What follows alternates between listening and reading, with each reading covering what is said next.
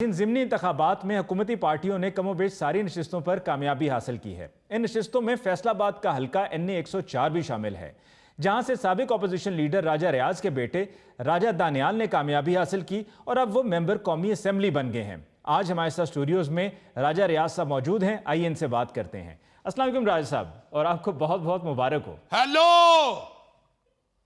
और यार ये पीछे से ढोल तो बंद करवाओ। हेलो, हुन मैं इस गल दा की जवाब दिया? Gun gun gun gun gun gun gun gun gun gun. और यार अभी बाद में बात कर लेना, आवाज समझ नहीं आ रही। हेलो, हद हो गई है। 3 दिन हो गए हैं, पूरा फैसलाबाद भंगड़े पाई जा रहा है। I am sorry Ali Mumtaz साहब जी, बस साथ साथ चल रहा है। मैं बेल बंद कर दूं फिर फोन आ जाना है, मुझे पता है ना। राजा साहब फैसलाबाद कोई मेला हो रहा है? मेले च कतल में बेचना लिया तो फैसलाबाद दा है, तुम्हें नहीं पता क्यों फैसलाबाद वाले भंगड़ा डाल रहे हैं? अली मुमताज साहब 3 दिन हो गए हैं, सारा फैसलाबाद भंगड़े डाल रहा है। वाह वाह वाह। अब बंदा क्या किसी को समझाए? लोग लव करते हैं, मोहब्बत करते हैं राजा दानियाल के साथ। मैंने 2-3 दफा कहा यार बस करो, ते पिनियां च खलियां पै गई होणगियां। अगले कहते ने राजा साहब असी जानिए ते साडियां पिनियां जानन, तुसी ना विच बोलो। आराल अली मुमताज साहब आपका भी बहुत बहुत शुक्रिया और पूरी कौम का भी बड़ा बड़ा शुक्रिया, और मैं उन करोड़ों बल्कि अरबों माओं का भी शुक्रिया अदा करता हूं जिनकी दुआएं रंग ले आई हैं। उस वक्त तक ये माएं मसलों से नहीं उठी जब तक इलेक्शन कमीशन ने रिजल्ट का ऐलान नहीं कर दिया। उस वक्त तक अरबों माएं मसलों के ऊपर सजदा रेज रही हैं। राजा साहब थोड़ी तादाद घटा दियो, हो सकता है हल्के च इन्नियां मावां ना होण। पर तुसी गल कर लवो, मुंडा साडा जितया कि तू जितया यार?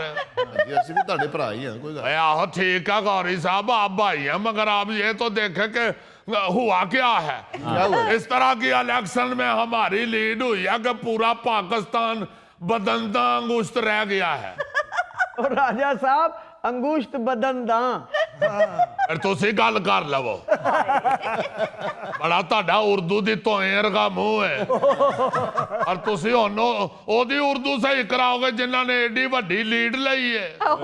अली मुमताज साहब पूरे फैसलाबाद में शेर ने ऐसा मैदान मारा है जैसे जुवैद मियांदाद ने शारजा के मैदान में छिक्का मारा था।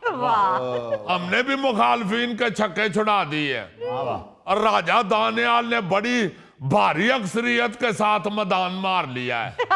कौन सी भारी अक्सरियत राजा साहब, आपके हल्के में वोटर्स की तादाद 5,57,637 है, और अगर आपके और आपके मुखालिफ के भी वोट इकट्ठे कर लिए जाए ना तो तब भी 70,000 मुश्किल से बनते हैं। असि तो सुन ही नहीं सकते। सही बात है, इतनी सर्दी में तो बंदा सोन ही नहीं सकता। आप देखें इतनी सर्दी होने के बावजूद 70,000 लोग बाहर निकले हैं। ये थोड़ी बात है, जितनी ठंड पड़ रही है इतनी ठंड में तो आपका सका बेटा मूंगफली लेने बाहर नहीं निकलता।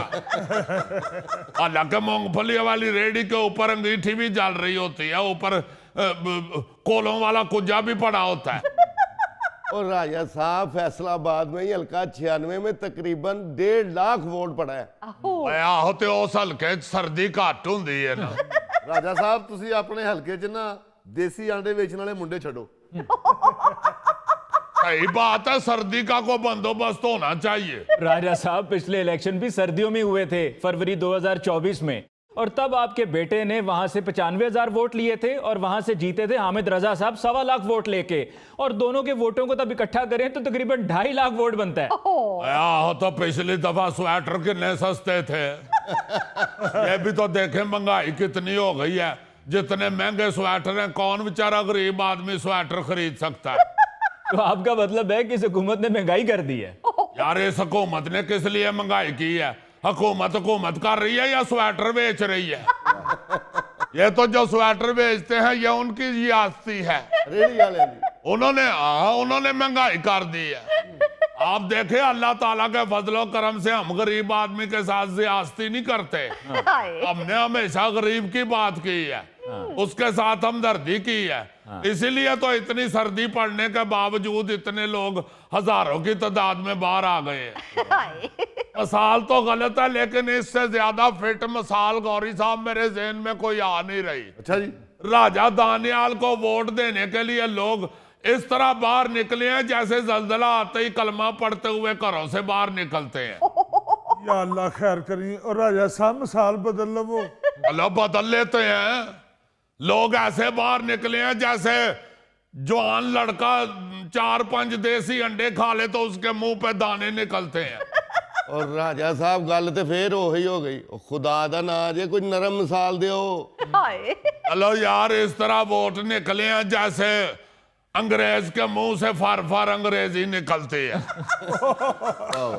एक दो मिसालें अगर मेरे पास है, अगर आप कहें तो मैं बता दूं। मेहरबानी करें, जल्दी दें। कि दानियल साहब के इलेक्शन में हल्के में इस तरह वोटर निकले हैं जैसे बच्चा कोई कहे बालो कुड़ियो चीज वंडी दिए थे, बच्चे निकलते हैं।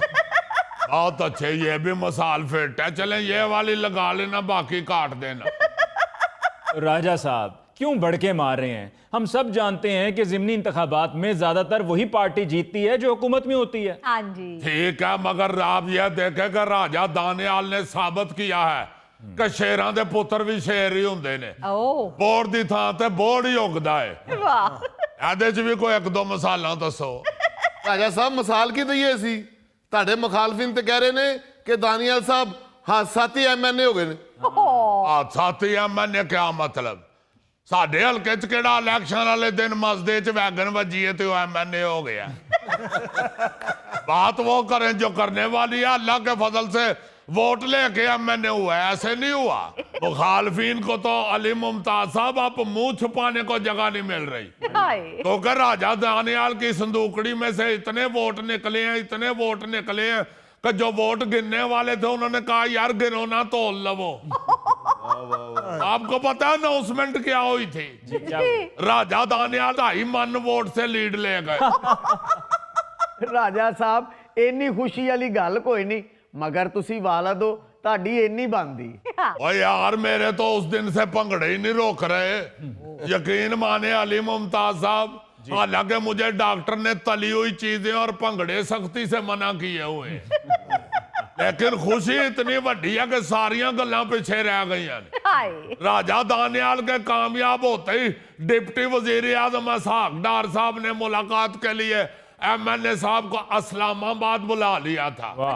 और वहां पे वजीर आजम शहबाज शरीफ साहब, जिनके बारे में अमेरिका का सदर ट्रंप कहता है कि ये अजीम वजीर आजम है, वो मियां शहबाज शरीफ साहब, उन्होंने राजा दानियाल को स्पेशल मुबारकबाद भी दी है। वाह जी वाह, और उधर वजीर भी बैठे हुए थे, अच्छा, उनके साथ ही राजा दानियाल को भी बिठाया है। वाह, यानी कि वजीरों के साथ बिठाया है। हाँ जी, उन्होंने बकायदा ये कहा है कि दानियाल तुम्हारा हेयर स्टाइल भी वजीरों जैसा ही है।